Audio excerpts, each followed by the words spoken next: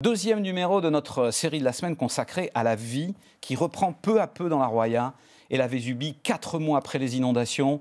On s'arrête un instant dans un salon de beauté de Saint-Martin où les habitants viennent chercher aussi un moment de quiétude, de tranquillité, tandis que la jeune patronne voit l'activité qui redémarre. Véronique Varin avec Éric Jacquet.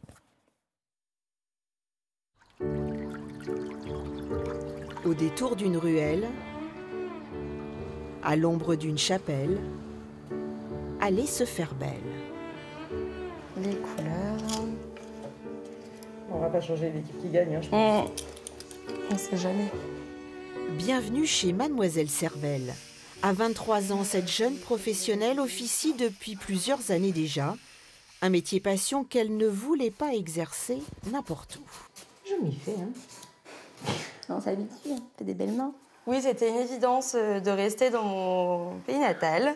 Je suis très bien ici et puis je trouve que c'est important de pouvoir continuer à emmener des nouveaux commerces. Voilà, il y avait de la demande, il y a du besoin. Les femmes et les hommes prennent quand même tout autant soin d'eux que sur la côte et il n'y a aucune raison à ce qu'il n'y ait pas de personnes qui puissent prendre soin d'eux. Et indéniablement, l'enfant du pays a aussi fait de son commerce une sorte de cocon où les clients viennent, reviennent, en toute confiance.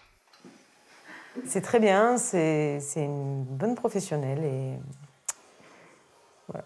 Une bonne ambiance aussi. À une très bonne ambiance, on peut confier nos petits secrets, voilà, on se raconte un peu notre vie. Hein. Merci. Voilà. Merci à toi. Mais bonne journée. Bah, toi aussi, bon courage, profite bien. Mais l'année 2020 a assombri la belle aventure. Même si le salon de Chloé n'a pas subi de dégâts directs causés par la tempête Alex, les événements malheureux successifs ont dégradé l'activité. On voit bien le chiffre d'affaires qui baisse entre 45 et 50% par rapport aux autres années. Alors évidemment, c'est plus compliqué que les autres années. Hein. Et voilà, entre les confinements, la tempête, ça n'a absolument pas aidé. On a été bloqués, on a eu les pertes des routes, les accès bloqués, toutes les personnes qui ont dû du coup déménager ou partir momentanément. Alors pour l'instant, c'est un peu compliqué. Sans compter les habitants qui ont pu rester, mais qui n'avaient plus forcément la tête aux soins de beauté. En fait, on emballe, comme ça fait un côté occlusif, ce qui fait que les principes actifs vont pouvoir bien pénétrer dans la peau. Mais 4 mois après le drame, s'occuper de soi près de chez soi est redevenu précieux. Ça, c'est sûr que d'éviter de descendre en ville pour faire ça, c'est un luxe et un bien-être aussi. Il faudra encore du temps pour tout reconstruire et guérir.